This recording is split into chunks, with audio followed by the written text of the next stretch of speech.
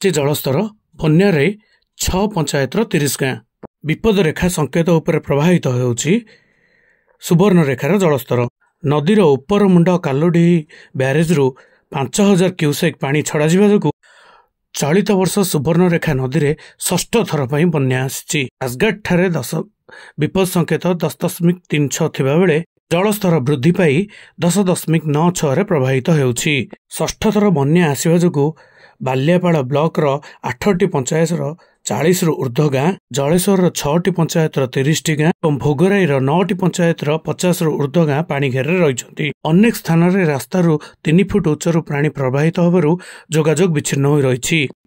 हजार हजार हेक्टर जमी रे बन्या पानी पसी धान नष्ट होबार आशंका करा जाउछि। तेबे बालेश्वर जिलापाल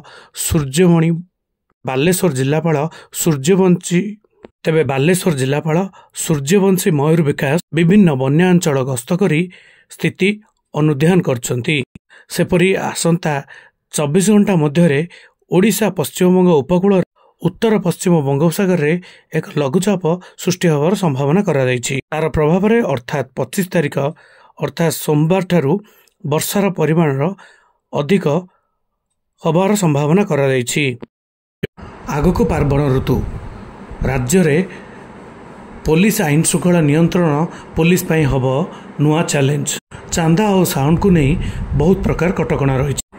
पूजा पाई बेआईन चांदा विरोध रे अनुगुल आरक्षी अधीक्षक राहुल जैन को कठोर आभिमुख्य और जिलार सबु थाना अधिकारी को कड़ा निर्देश।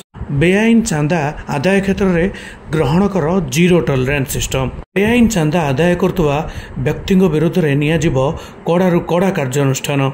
दरकार पड़ले सेमानकु गिरफ करा जाई कोर्ट चालाण करिया पई निर्देश दैचंती एसपी। तेबे चांदा आदाय विरोध में एसपी अनुकूल लोकों को परामर्श जदि जोरदार चांदा आदाय करिया पई जबरदस्ती करूचंती ताहाले 112 रे कांटेक्ट करंतु। तालचेर रे गणेश पूजा श्रृंखलित होबा लगी पुलिस कड़ानुष्ठान। पूजा बेले तालचेर रहिबे एसटीपीओ और आईआईसी और मृतयन हेबे 8 रु 10 platoon police force. Anti snatching team नियोजित हेबे और सबु पूजा मंडप रे लागिबो सीसीटीवी और एथरक भसाणी पई डीजे रो अनुमति नाही। सबु पूजा मंडप को जारी होईछि एसओपी।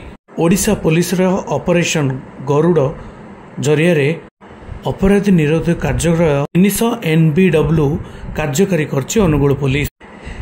11टी देशी बंदूक सहित 5टी पिस्तल और 10टी गुली जीवंत गुली जबत होईछि।